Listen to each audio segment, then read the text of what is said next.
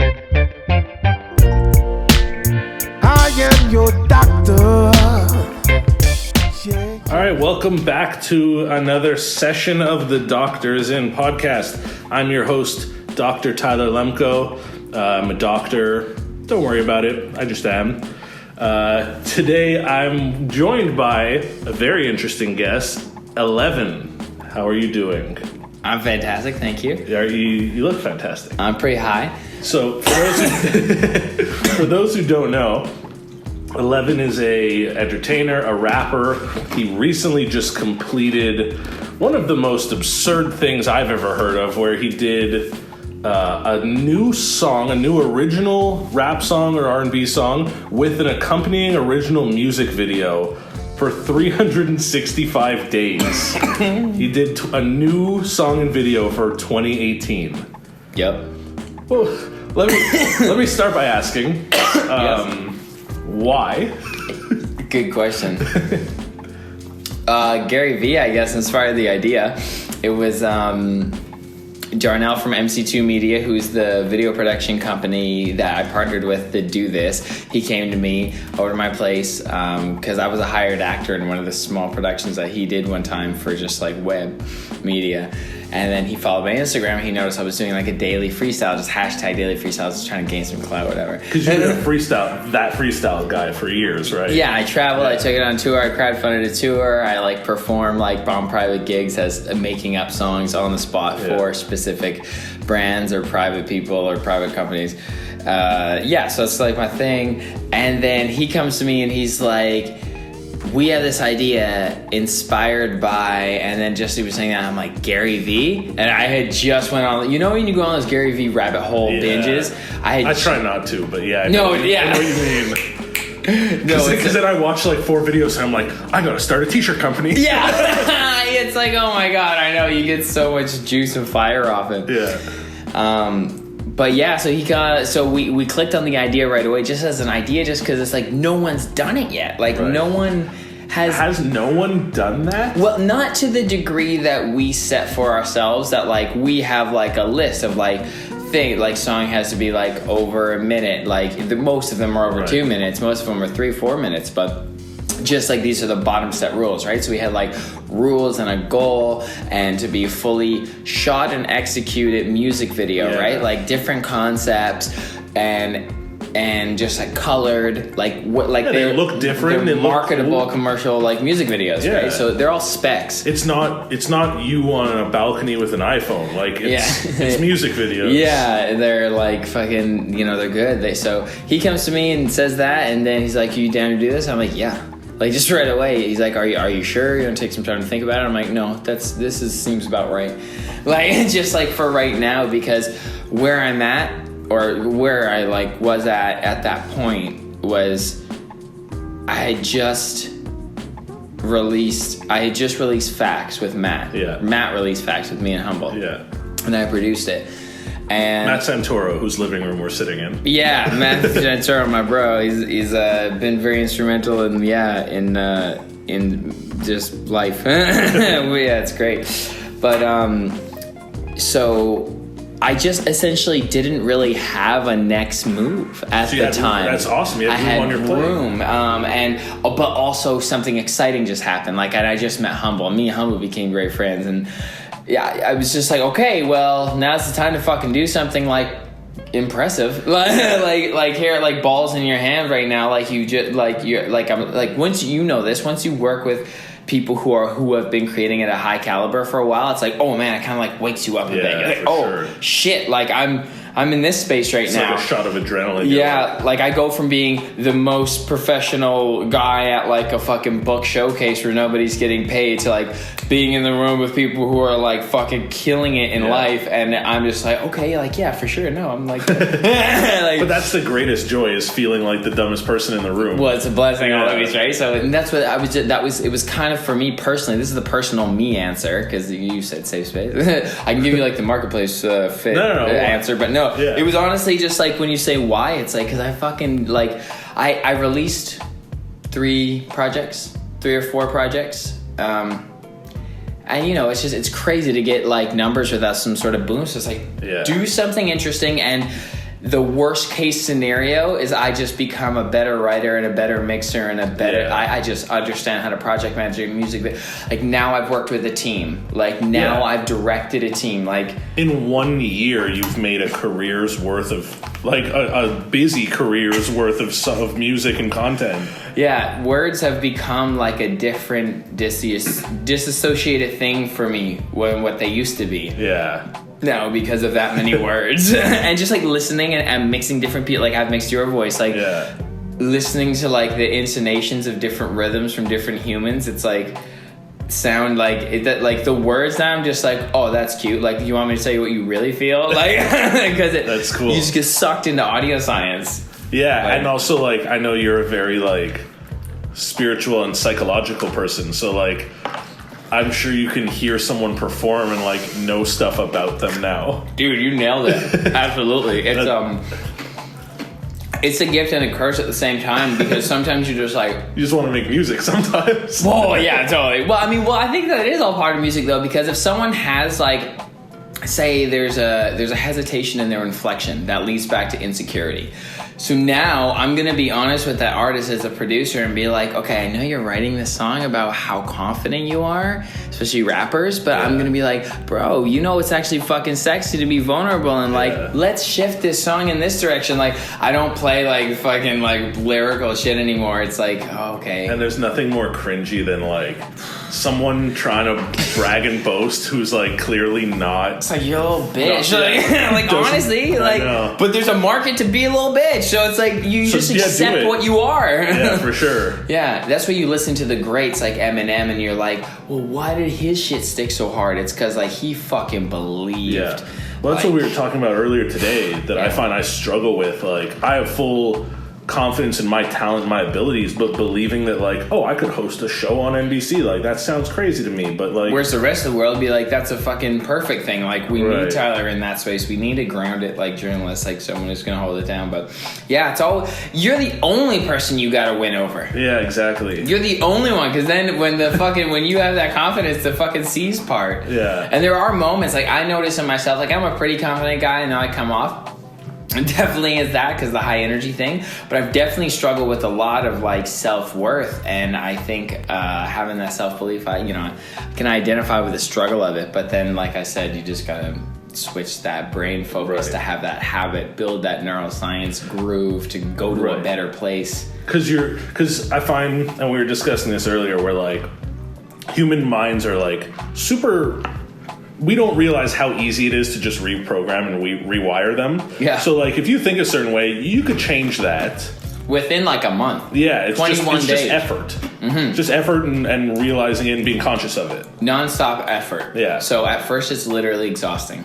Oh, for sure. Like, you're literally like taking off an identity suit, and that identity suit is attached to your ego, which is like the motherfucking venom of the game. Like Spider-Man is like, exactly. It's either work really hard at it or just do way too many mushrooms. One or the other will get you there. Secret doorway. Yeah. But I love the conversation that we were having earlier as well about the victimhood mentality and how that even holds back some cultures, and that's definitely what happens, I think, with some individuals as well. Like I've worked and tried to help and grow with some artists that I was coming up with, and it was just like, wow, you can't shift that entitlement from your victimhood until you take responsibility, and like that's when you kind of grow apart or grow together. Totally. But yeah. So moving back to the song a day for a year, do you think that how do I word it? Like, do you think that the level of quality was at all detrimental? And this is why I asked this, because I know there's been a lot of artists who have found success, and by success I mean like views and listens and plays and like popularity success. Money. Money. Yeah. A lot of artists have found success in like bombarding with content, but they're always like purposefully bad is something I've noticed, where like a Little B, for example, or even a Riff Raff would be like, here's 5 songs in a week for a year, but like they're clearly not that good, whereas yours were like all good to the point where it's like almost a drawback. You're right. Wow. Holy shit. And that's a multi-level question. Yeah, there's 3. I don't know if I even asked a question. No, well, you brought forth very good topics that are like definitely rippable. One, did I think the quality suffered because of Well, did your music? Do you find your music suffered from like a regular 11 song to like a song a day for a year 11 song? They are different products. And I charge differently for them, like to different brands, to different clients. There's like a one-take freestyle song, which probably took up about 30% of the space. There's like a written song, which I don't really write, but I like do like freestyle punch-ins. Like so a beat comes and I go, okay, this is the good line. I go, stop. That's like the closest. And I've seen you do that where like, it's not necessarily written, but if you think about it for a couple more seconds, like it just becomes more shaped. It's manifested, like stronger, crystallized. Right. Yeah. You let it crystallize. So they are different products, but what just kept happening is like your bottom keeps raising. You literally get like 0.1 of a cent better every time. Right. So by the time I did that much content, I have one-take freestyle songs that I'm like, I was gonna re-record them to release them, but it's like, and also, so I was mixing everything too. So I produced about half of it. I stole about 25% of the beats. Repurposed. Yeah, exactly. the YouTube free beats. Yeah. As long as they all say free in front of them, and it's on my YouTube channel. I'm not even like a verified we didn't break like 100,000 subscribers. Like this didn't do crazy in the third dimension. I call the third dimension like the human world, like you're saying, like the monetary world kind of thing.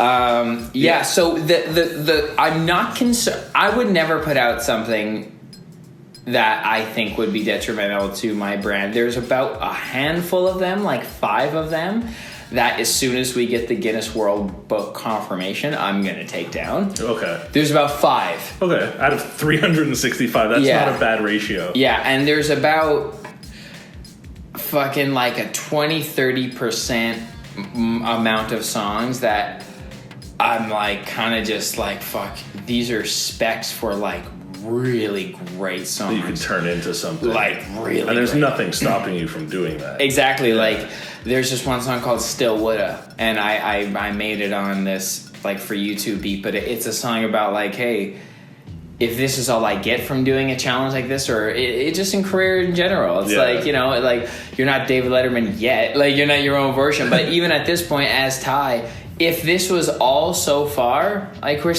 still woulda, like I still would, like that's a good concept, like that's one of my songs, and got like I think 100 that's views, and like, that's a great mentality that you have though, that like most people who pour this much time and energy and effort and this much of themselves into something that doesn't kind of reach the like you say third dimension success that it was anticipated would be like so shook by that, but you're such a positive person that you're like, look how much I fucking learned. Look how much I got from this. Like I'm selling now. Like I'm actually like it cranked me the fuck up to like people being like, oh, you're doing something. And not only that, but like you kind of have to just look at the facts of where, like we're sitting in a gorgeous apartment in Los Angeles. We're in LA recording a podcast. Who knows if you didn't do this, where you'd be right now. Exactly. Yeah, 1,000%. It all leads. Like, there's no way you talk to me. For sure no not. way. For sure not. No, you were one of the fucking songs, man. That was awesome. Our music video is one of my favorites. That was a good one. It was a fun experience because like we got kicked out of my condo building room.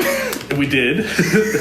But just to see like how much I figured like, okay, we're gonna show up and do like 1 or 2 takes and that's it, and like a couple minutes in, I was like, holy shit, like we're making a music video. I thought I was coming to like record for 10 minutes and then we'll chill. Yeah. And I was like, oh fuck, like I just finished a 10-hour workday and now we're like filming a music video. I guess I'm in it. Yeah. Yeah, dude, yeah, you killed it. You're like, yeah, I'll swing by for sure. I was in like work clothes, right? Or like boxing in your back alley now. We switched it up. We got, where are you? And you rolled up the sleeves like this yellow thing, and you had a bandana randomly in your bag. Always. I had like just a fucking tensor bandage. We put some ketchup. We only had like 4 packs of ketchup to work with. I put them on my face after we spit it out. Yeah.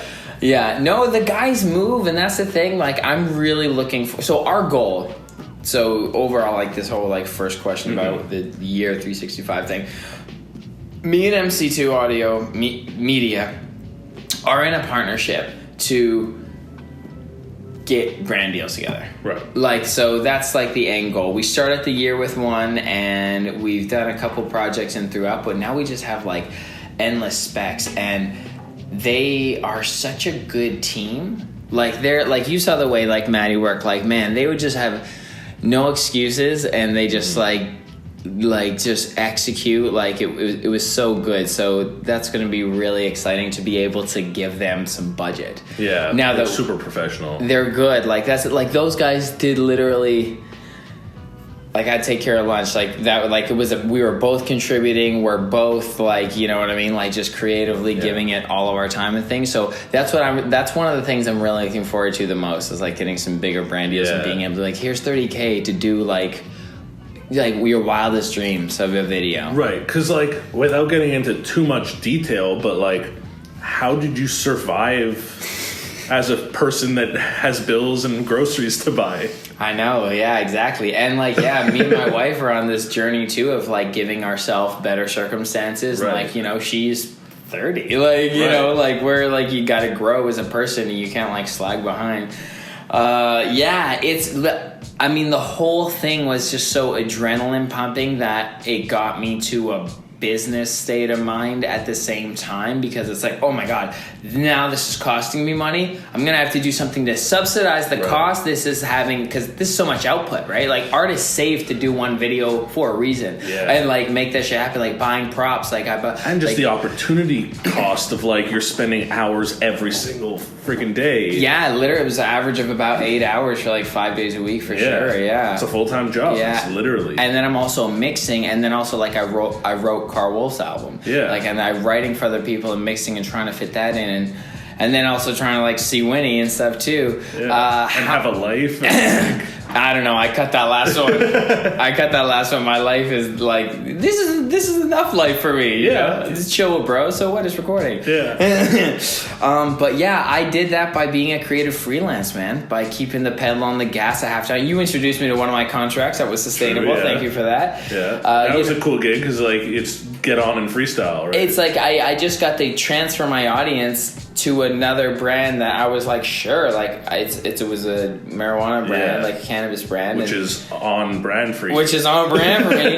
And I'm trying to have more partnerships with cannabis related material, because I think I'm a good example of like a workaholic weed person. Exactly. Like that's a fucking oxymoron to some people. Exactly. And it's like, bro, do you know like that weed's like a soup for me, not for every person, but it's possible that it is the case. Like, you can be sharp and respectful and clean, and so I noticed, a stoner. I noticed something interesting. Yeah, because there's this like lazy Cheetos on the couch. I know, stigma. It's so rude. So I know. So for like, I've been a freelancer and like working independently for a decade now. Yeah. And it's longer than me.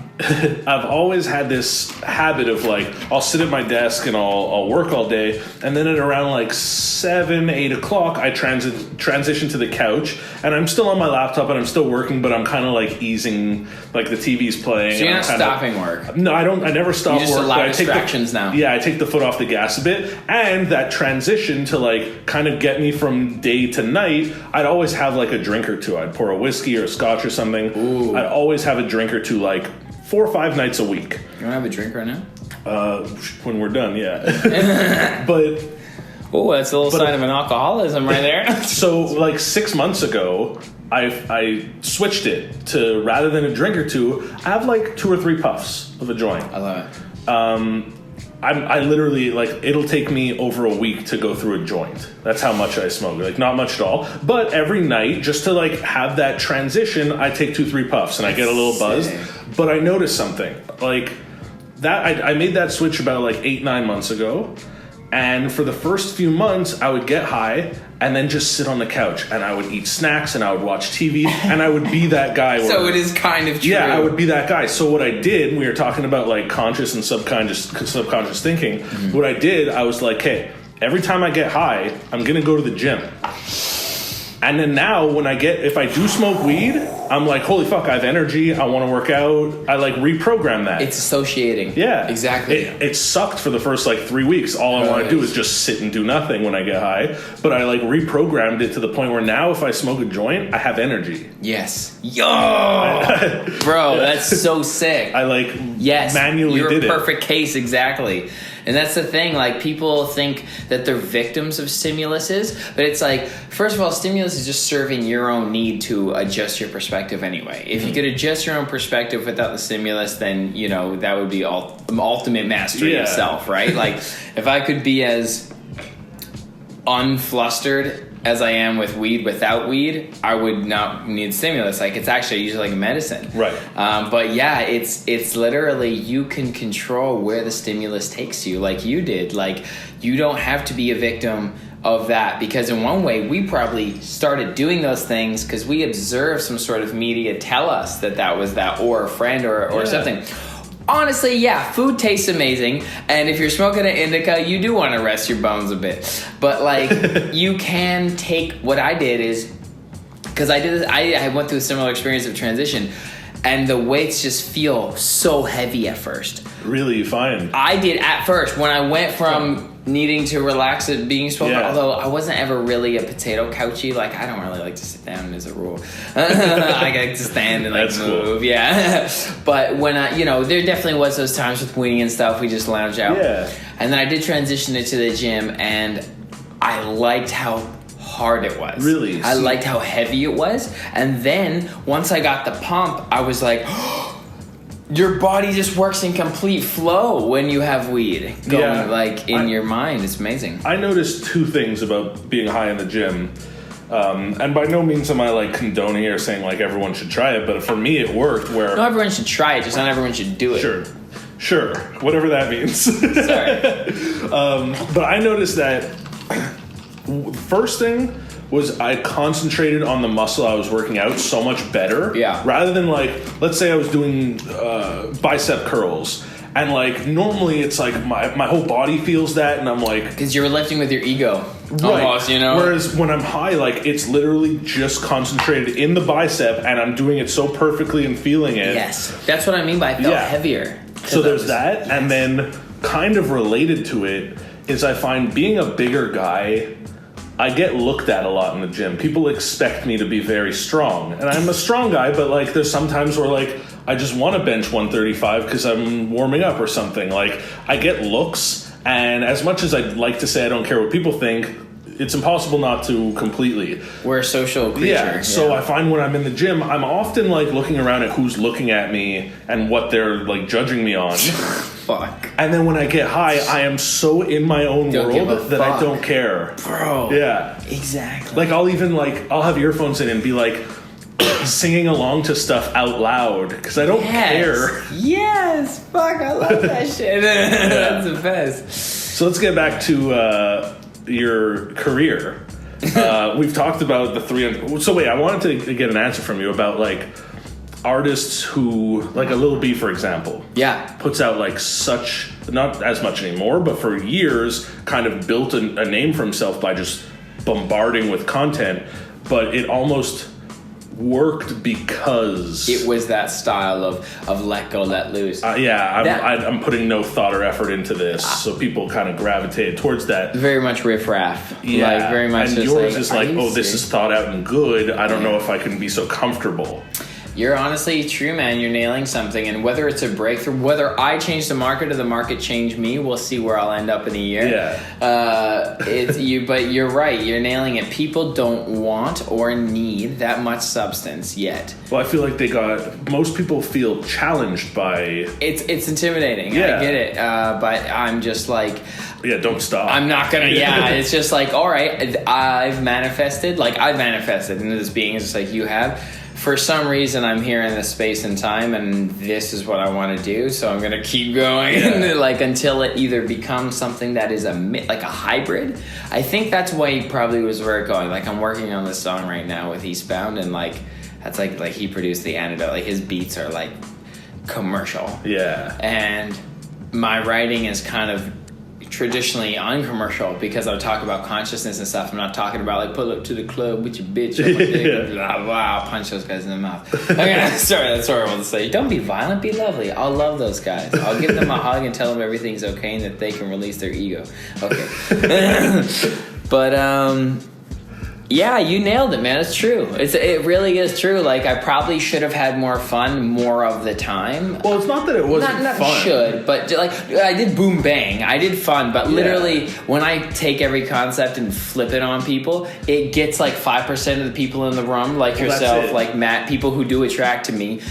And it excites them and they love me, but it scares the shit out of like 40%. Because you're gonna attract diehards who like really appreciate. And those are the people I give a fuck about anyway. Right. What's the like 1,000 loyal fans is better than 1 million fans. Right?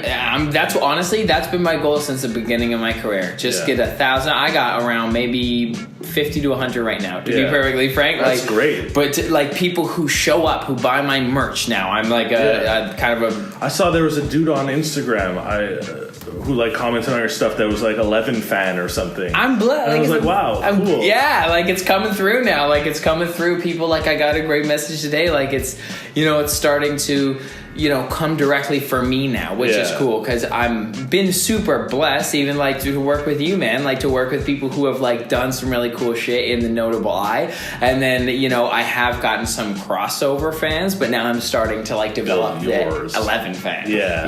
And you've been doing this for like the past year has been like the most intensive laborly year, but like you've been doing this forever. Yeah, I've been doing, I dropped out of high school to start doing like stand-up comedy and acting. And then, since 2012, I've been focused on music. And you would like travel around doing it in like.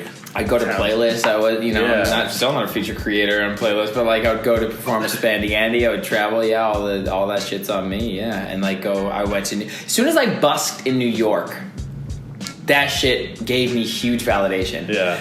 I'm like. Of course, money's definitely a goal. Money's great. I love it. Come to me. But I've gotten so much value out of life by it's all moments. Like just a collect experiences, like data. I got through. I went through. I think I went to New York on a bus 3 years ago, and I just bought a speaker there and just did a couple shows. I went and performed in New York. I went to I played with fucking. The on-call keyboard player for the Root. People in New York are heavy, and you can get in big jams. And it's just and then I stayed outside rapping with him till 2, 3 a.m. just ciphering in the streets and start in Manhattan. People don't know that. That wasn't televised, but that was for me. So it's I've been doing the craft for definitely a long time and giving it a lot, And money is such yes, it's necessary. People who say money doesn't buy happiness, they're wrong because money buys freedom, which is happiness. They just don't know where to shop. Yeah, exactly. Because money brings freedom, which is what everyone wants. But having said that, money is also it's a human created thing that we are such slaves to, and it's so stupid. You have to make your money your slave. You have to make money your bit. Money wants to be told where to go. Right. You get this phone, this value. You had to put that money there somewhere, and this is a token design of what it's worth to you. The concept of value is fucking trippy. Yeah, that's why I love the art world, because you could just say, you could be a painter and just be this is $50,000, and someone might buy that. Dude, I started painting. I love your paintings. So hilarious. I had no clue. That was the hardest part for me, is what to price them at. Yeah, because I don't want to just price them at what the materials cost. Yeah, because I put thought and effort and energy and unquantifiable myself into it. It's my thoughts and effort. But also I know I'm not a painter or an artist, so I can't justify saying these are $1,000. So I was I have no idea. I put them all at between 50 and 90. Amazing. Because that seems fair, but I could have put. Low, but yeah. I could have put someone reached out to me and wanted a piece that I made that's on my wall that I spray painted on a mattress. I spray painted Nothing Really mattress, and it's not for sale. I just made it because I wanted to hang it on my wall, and someone saw it in a picture. Nothing really matters. I've been saying that a lot. Mattress. I love it. But someone reached out to me and asked how much for it. And I was like, $800? It was a real mattress? Yeah. You have a mattress on your wall? Yeah. That's amazing. That I spray painted and put a happy face on. And did they buy it? They haven't gotten back to me, but like that's just seemed like I have no clue. I found the mattress and I bought a $12 bottle of spray paint. Like no, but you made art out of it. Yeah. Straight up. And something that the value I put on it was the value it meant for me to not have it anymore. You should say $12K. Should be like $12,000. Yeah. Do you prefer e-transfer? Do you pay PayPal? I'll invoice you right now. I'll take increments, only broken into threes though. I'm gonna need 4 up front. So what would you say? We'll start positive. What's your favorite thing about what you do? Being able to find a core honesty about something. I consider myself like a vessel, like a songwriter at Ultimate. So if there's a concept that needs to be expressed and manifested into a communicated like audio document like a song is, it's like I'll be the available antenna for that. So I love the connection to source energy it gives me. I wish you could monetize saying things I never understand. No, I get what you mean. You're just great at like, you're so good at like channeling. Yeah. Yeah. Yeah. But you have such an interesting way of like wording things that like your brain goes to awesome places. Nice, thanks, bro. Yeah, I think that's I think you're a very pure artist in a sense that like the creation is so meaningful. It's not just like what's gonna sell or what's gonna look sick. Like what's fuck yeah. You know? Thanks, man. That's like the best thing you can make. Okay, so what would you say is, because on this podcast I like to talk about like all the cool things people do, but also the parts that like people don't necessarily think about or realize. Like we've touched on like, obviously it's a volatile life. It's like a crazy turbulent career. Yeah, parts. What's like your least favorite part? The uncertainty, I think sometimes is crazy. Parts that used to be my technical quote unquote unfavorite parts, I turned into my favorite parts. Right. Cool. So at first, learning how to mix was so defeating. Right. Like, because you know why I learned how to mix? Because of so many super explosive, hurtful, bad for business, bad for personal relationships that crumbled, and they were like my producer, or they were like my mixing, or they... It's not okay to think that you're going to be the sole proprietor of something and not be able to provide all of it fundamentally. Just fundamentally, knowing how to guide it. If you're still relying on someone for something that you can't do alone fully, I don't know. I believe in working in teams, but that's just me, the way I operate. So I had to learn how to mix because it wasn't working. Yeah. So literally, man, I fucking got... So this would be good for people who like think that it's like fucking sweet because yeah, we're sitting somewhere here now. I would get up before my shit fucking promo job like 7, 8, and this is when I was a fucking struggling, stupid musician who like drank every night till like 3 a.m. I would get my fucking ass up at like 7 or 8 and just mix. Really? I just like it would suck. Like it sucked. I sucked for so long. I sucked for longer than I'm good now still. Oh, for sure. Like it's like, so getting up and like not really like seeing a payoff right away, but it was just, I was so much more informed the next time I was in a studio, because at that time I was still paying to go to studios. And it was like those little things I could talk about, compressors or exciters, or throw a de-esser on it, or bring my EQs up in the 2.K region, or some shit. Like I could just say things now. Yeah, so, and you don't realize it when you're in it because it's you. Like it's like when a friend of yours has a kid and you don't see it for 2 months, and you're like, "Holy shit, that kid got big." They didn't notice it. You're in the driver's seat. Yeah, exactly. So you don't get that perspective of like, dude, what the fuck, your shit. So like, and then my homie Jemuel Roberts, who he's been in here, we had a session, he's on tour with this girl Mel. Oh my god, she's beautiful and she's a great singer. Yeah, they had a Red... I know, you will. They had a Red Bull music performance. Oh, cool. It was to the point where I just kind of tucked my head and fucking got up every morning, like Saturday mornings before fucking shit promo again. And then I did that for about 2 years probably, like of just tucking and going and just kind of not taking the answer that I can't do this as a thing. Right. And also realizing that if you love doing things C, but you need A to do C, then you better get good at A. Like, I hate editing. I hate editing videos. Yes. But I've gotten so good at editing videos because I don't want anyone else to edit my videos. I'm going to do a better job. Exactly. Yeah. It's part of the artistry. Yeah. It's part of how you interact when you're on camera because you're going to need this thing. It's the same thing with me when I'm writing things. I'm like, I need a latch reverb right here. I'm not leaving it up to chance of someone understanding my style. I'm going to make my own style. So, and then I did it for about 2 years. And then it was like when Jemuel Roberts, like at my MD at the time, he's just great music collaborator, started going like, dude, like you're like, who mixed this? And then, you know, it's like when we do shit, he still gets his studio guy at Metalworks, big studio in Toronto to do his vocals at least, but I always vocally treat my shit. And he's like, your production is getting better. Amazing. And I'm like, because okay. I remember a buddy of mine was a music producer and I used to sit and watch him edit for hours and like, it's nonstop. Man, he would spend like 20 hours on a vocal that I couldn't hear the difference between before he started. That's what's so defeating about that first time. People are like, oh, I think so. But it's like, okay, just give me another like 6 hours. Yeah. Like, he was trying to explain to me. I remember him telling me about like frequency waves, and also there's like pink noise and white noise, and you want to keep it at a certain thing, and like he was literally putting it into context that my brain can't understand, like colors. How are you editing in colors? You put a noise gate on it and blocks out the super high, super low frequency, so it's just in the center, so it doesn't affect the rest right. of the EQ. The audio can't hear you when you walk away. Oh, sorry. I'm saying words that wouldn't matter if you can hear me anyway. But yeah, like I remember him explaining to me audio editing in terms of colors, and I was just like, that's nonsense.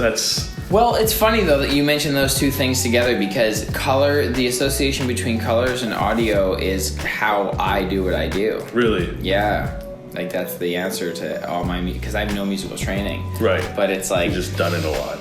You know, done it a lot, but I like because it's a freestyle thing, right? That's like because I'm synesthesic, so I see. What's that? It's there's the term synesthesia.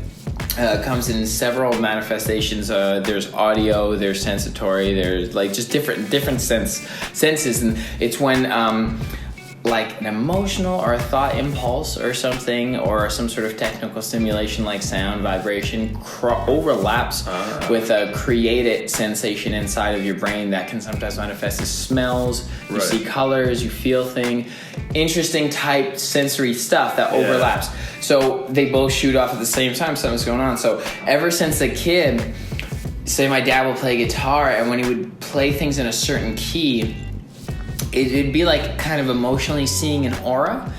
Like if you close your eyes and you kind of like imagine like a glow of green. Yeah. And so if he was playing one song, it'd be like a kind of intuitive, imaginatory glow of green just in my field of vision, kind of when you close your eyes.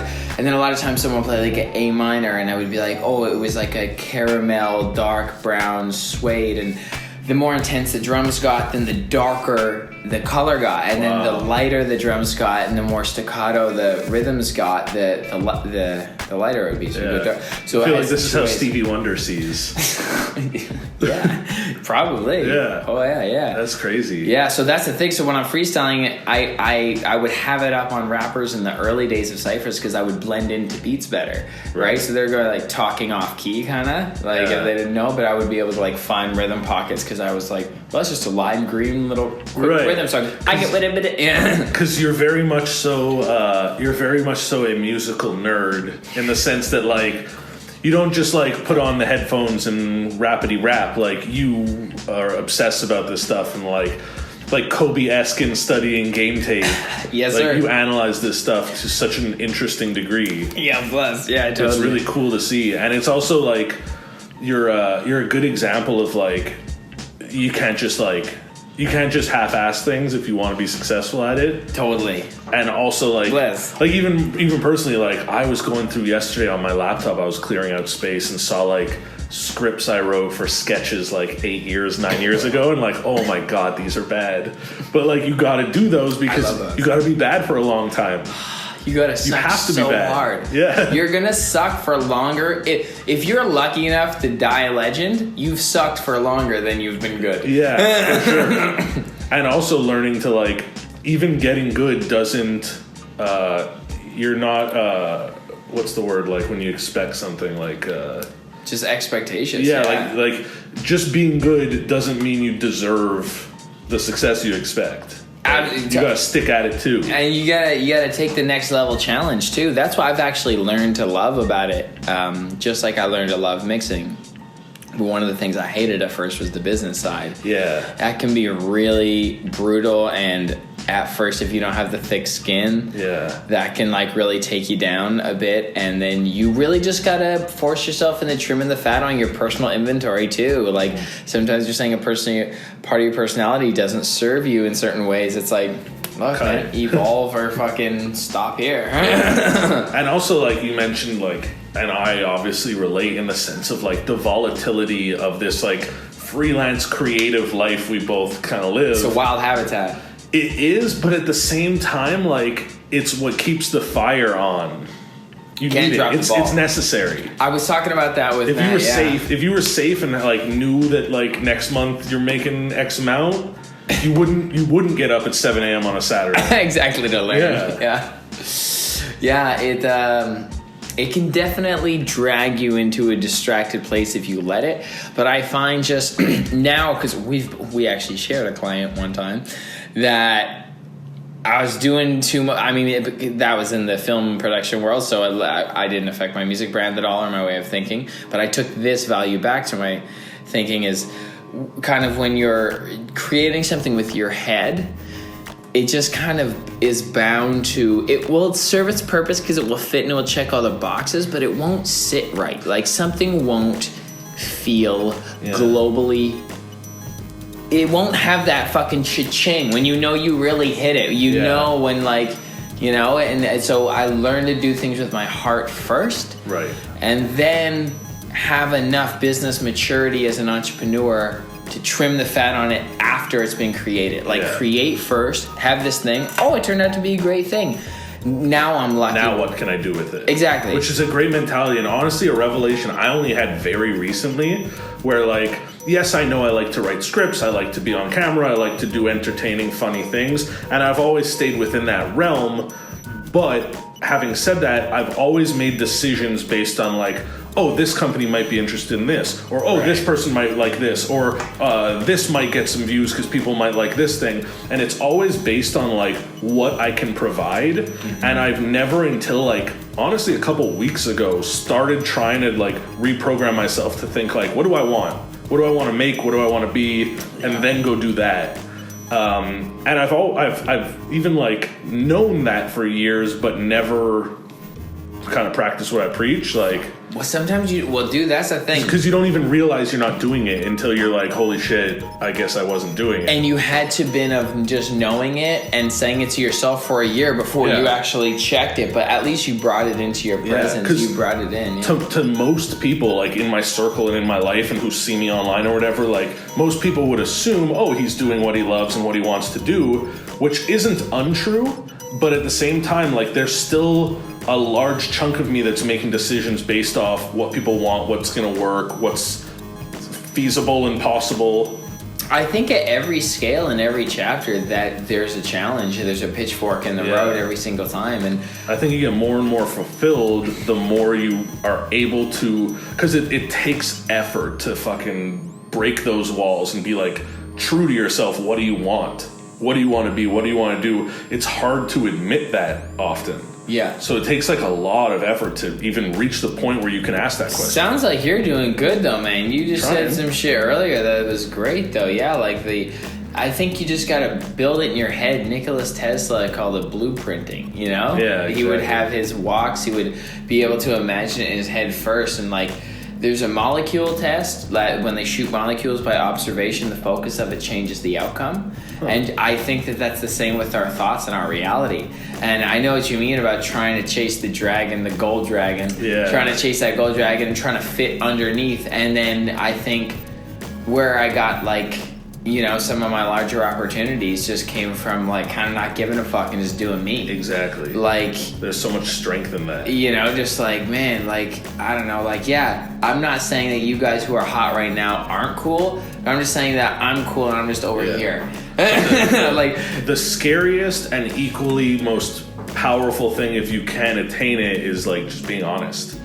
Honesty is the priority. We all lie to ourselves about everything. It's just like I would call them lies as the stories that you make up to keep yourself from failure and making scariness. Harsh emotional leaps on yourself. Your subconscious wants to stay safe. You're trying to save yourself from any pain. That's just what happens. Exactly. It's just primitive, but yeah, it's healthy when you can get into the mode of checking yourself. Yeah. Cool. So before we wrap up here, I've got some user-submitted inquiries to the doctor that I'd like to go through with you. We'll answer a few of them.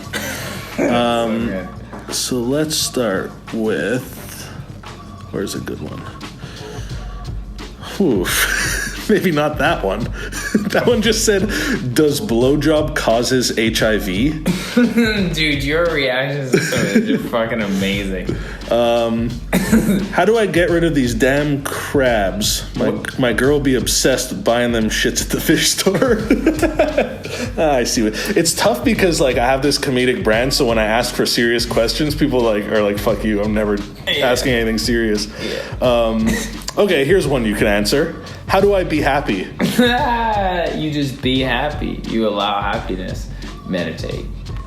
Meditate's my answer. Meditate's a good answer. I agree with that. Yeah, you've had a great year with meditating too.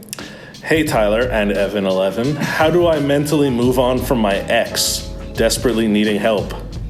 You make the decision to change your language from desperation to moving into fulfillment of feeling the answers.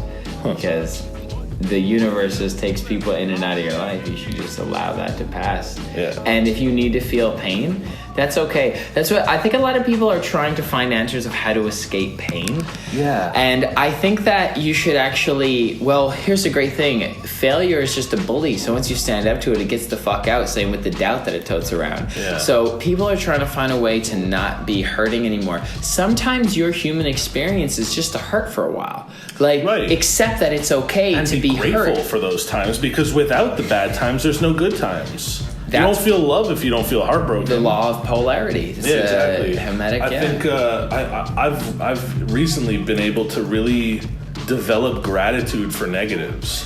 It's not even negatives though, if you understand, because many things by word, just by word. Perception. Yeah, by perception. But even just calling them negatives, like, doesn't necessarily mean negative. It just means it's not the opposite of positive. Yeah, but so the thing is, yes, there's a law of polarities, but with experiences in your life, I definitely tend to be a believer in the concept that everything is neutral if you choose it to be. Like, so I have a gun in my hand right now, and I put it in he really does, by the way. Yeah, and on this guy's head, right? Yeah, there's a guy right here who's shivering. And then boom, I blast it. Yeah. Okay, and everyone's like, "Oh no, you just did that," and it's like, no, he just raped a bunch of little girls. Everyone starts to cheer. So that one bullet that was all of a sudden bad, negative, all turned into a fucking thing. So the reality of this linear scale, harsh example, really harsh, but I gotta go harsh. Well, that was pretty funny too if you think about it, kind of. All right, but then it's just neutral. So we are constantly attaching labels to things and calling them real. For sure. And then it's like, but sometimes that your ex, like, maybe, like, you don't know. Like, you don't know what is good for you later. Exactly. Because you're going to realize that it was a blessing. I was living with someone, like, saving up for a ring. Like, this was it for me. Like, I was so ready to be done here. Sweet. And be done here. Like, I was at the checkout, and then it all fell apart, and it was like I was crushed for the longest time. Yeah. But only in hindsight do I realize, like, I wouldn't be doing what I'm doing now. I wouldn't be where I am now. I wouldn't be, like, at all living this life I currently am. I was, like, looking for jobs to support us and, like, find something to do in Montreal that I could have security. You were going to be like that guy. I was going to go be a copywriter. Who one time did that thing. Yeah, exactly. And now you're, like, just living the life. Which, like, I'm so grateful for. And, like, I think it's also important to, a very valuable thing I learned in that process is that you could still think that something or someone is beautiful or amazing or incredible or whatever, and don't feel the need to own it and just admire it. You're a real fucking man. That's so fun. like, the relationship didn't exist anymore, but she still exists, and I'm still happy that she exists. Nice person. And I had my time, and that was it. Wow. So yeah, it was Beautiful. Also mushrooms. Mushrooms, bro. They really help. They really help with an understanding. I told my therapist that I don't do them often, but I told my therapist that like that really helped me for like get through a hard breakup, and he was like, "Well, I can't like legally tell you to go for it, but like if it helps, fucking go for it." Nice. Yeah. Yeah. No, psilocybin is like one of the most profound things. They say, like Joe Rogan says this, like. We are fucking monkeys. We found mushrooms and we started to do cool shit. Like we started to do some fucking shit. And it literally connects like consciousness. Like what's it called? Like your neural pathways. It connects things that like strengthens. it scientifically does. It's cool valuable. things. Yeah. It's so. I'm gonna do a bunch of mushrooms this summer back in Toronto. Cool. Me and Winnie have only done them with friends so far, and me and Winnie are gonna have our first experience, just me and her. Yeah, that's cool. It's I had a moment. Did I just drag Winnie into a drugstore? Yeah, you did. Sorry. Fuck. Yeah, like my mom might be listening to this. Maybe Tyler's mom? Maybe I'll edit this part out. Anyways, Mom, sorry. I had a moment where 2 summers ago, like right after that breakup, and I like wasn't Tyler's mom. I wasn't sure what I wanted to do, and I wasn't sure what I was gonna like move on to, and like I felt like directionless. So I like went on a bit of a personal journey, and I was at a friend's house up north, like in the like countryside by the lake with the mountains and everything. Sick. Everyone was in the house.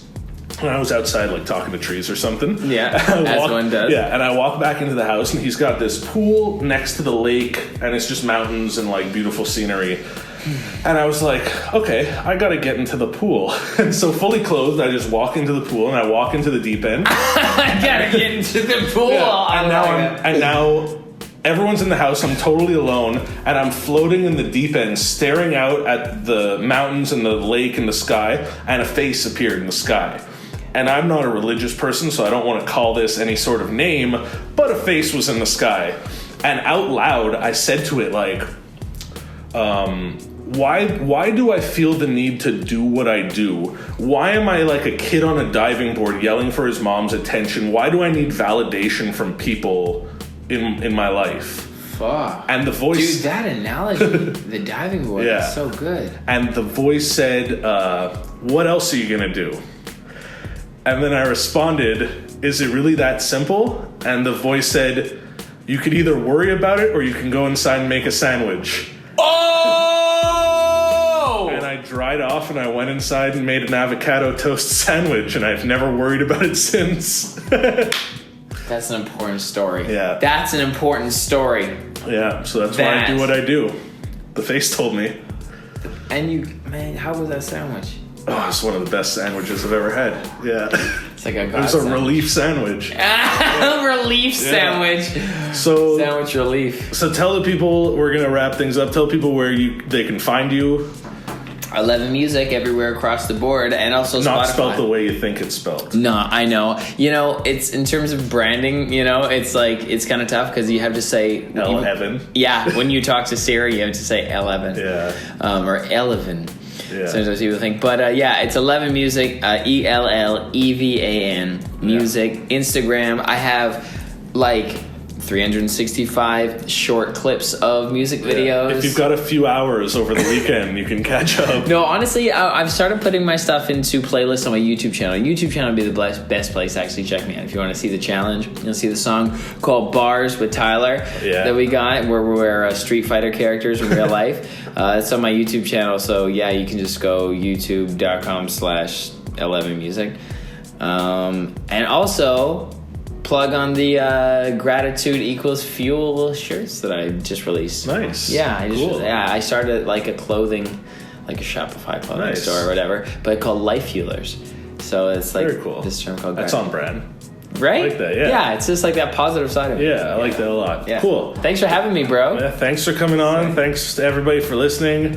I hope you have If you're listening to this in the morning, I hope you have a wonderful day. And if you're listening to this in the evening, I hope you have a great night's sleep. Yeah, I hope you enjoy your little masturbation before you go to bed real quick. Bye. Bye. I am your doctor. Yeah, yeah, yeah. Here's the prescription.